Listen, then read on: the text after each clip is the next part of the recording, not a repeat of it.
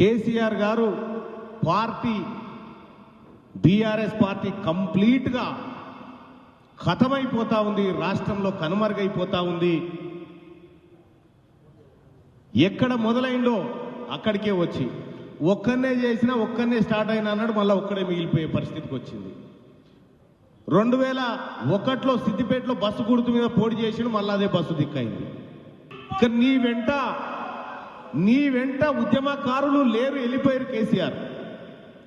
నీ వెంట అసలు ఉద్యమకారులే లేరు. కేసీఆర్ గారు బీఆర్ఎస్ పార్టీ పరిస్థితి దింపుడు గల్లే కాడుంది. ఇప్పుడు ఎక్కడ ఓ సీటు వచ్చేది లేదు, ఎక్కడ ఓ సీటు గెలిచేది లేదు. అందుకోసమే బీఆర్ఎస్ పార్టీ అభ్యర్థులను దించిండి ఆడాడ. వాళ్ళు ఎవరో తెలియదు, వాళ్ళకు పుట్టుకున్న ఓటేస్తే మనం ఊరు పొంట పోస్టులు కనిపించుకోవాలి, ఈయనకు అనిపించిండా అని అన్నాడు. ఆ పరిస్థితికి వస్తుంది.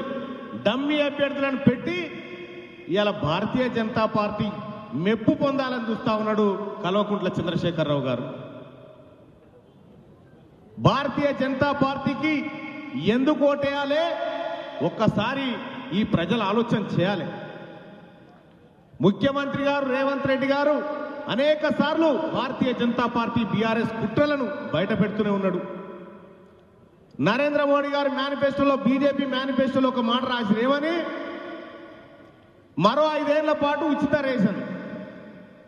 ఎంతమందికి ఇస్తారు సార్ అంటే, ఈ దేశంలో 80 కోట్ల మందికి ఇస్తాము అంటున్నాడు. అంటే 80 కోట్ల మంది పేదరికంలో ఉన్నట్టే కదా లెక్కలు. ఇంకా 5 ఏళ్ల పాటు ఇలా పేదరికంలో ఉంచుతా అని చెప్తున్నట్టుగా. ఈ వర్ధన్నపేటలో ఆరూర్ రమేష్ భూ కబ్జాలకు వ్యతిరేకంగా పోరాటం చేసినందుకు అందులో 4 ఉన్నాయి. ఈ భూ కబ్జాలన్నీ ఇంకా గమ్మత్ ముచ్చట ఏంటంటే, ఈ అవినీతి పరులందరినీ భారతీయ జనతా పార్టీలోకి తోలిందే కేసీఆర్ అని చెప్పి నేను తెలియజేస్తా ఉన్నా. ఆరూర్ రమేష్ గారికి కేసీఆర్ దీవెనలంతా ఉన్నాయి అక్కడ.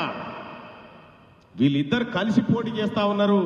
ఈ చీకట్ల గొంగడి కప్పుకొని పోయి మోడీని కలిసి వచ్చిండు కేసీఆర్.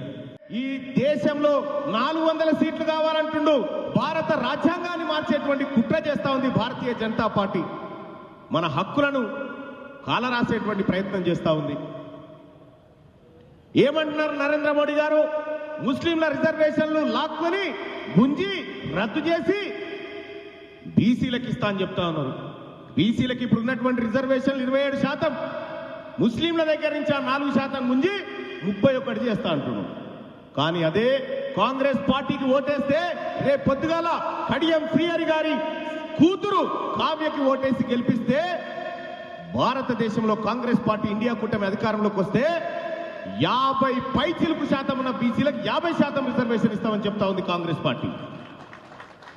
నరేంద్ర మోడీ ఇచ్చే 31 కావన్నా రేపు పొద్దుగాల కాంగ్రెస్ పార్టీ అధికారంలోకి వచ్చిన తర్వాత ఇచ్చేటువంటి 50% కావన్నా. ఇవాళ ఎస్సీ ఎస్టీలకు కూడా రిజర్వేషన్లు పెంచే ఆలోచనతో ఎవరికి ఎంత వాటా ఉంటే జనాభాలో అంత భాగీదారి ఇస్తామని చెప్పి ఇవాళ కాంగ్రెస్ పార్టీ ప్రభుత్వం చెప్తా ఉంది. నరేంద్ర మోడీ గారికి ఓటు వేస్తే, భారతీయ జనతా పార్టీకి ఓటేస్తే 1 నేషన్ 1 ఎలక్షన్ కాదు, 1 నేషన్ 0 ఎలక్షన్ అవుతుందని చెప్పి నేను తెలియజేస్తా ఉన్నా. ప్రజలు ప్రజాస్వామ్యాన్ని కాపాడుకోవాల్సినటువంటి అవసరం ఉంది. నరేంద్ర మోడీ గారి నిర్ణయాలు ఈ దేశానికి మంచి నిర్ణయాలు కావు. ఆయన చేస్తున్నటువంటి ప్రయత్నాలంతా ఒక డిక్టేటర్షిప్ ను తలపిస్తా ఉంది. ఈ దేశంలో ప్రజాస్వామ్యం రక్షించబడాలన్నా, కాపాడబడాలన్నా అది కాంగ్రెస్ పార్టీతోనే సాధ్యం. కాబట్టి వరంగల్లో ఉన్నటువంటి ప్రజా సమూహం అంతా కాంగ్రెస్ పార్టీకి అండగా నిలబడండి. For more videos like this, subscribe Big TV channel.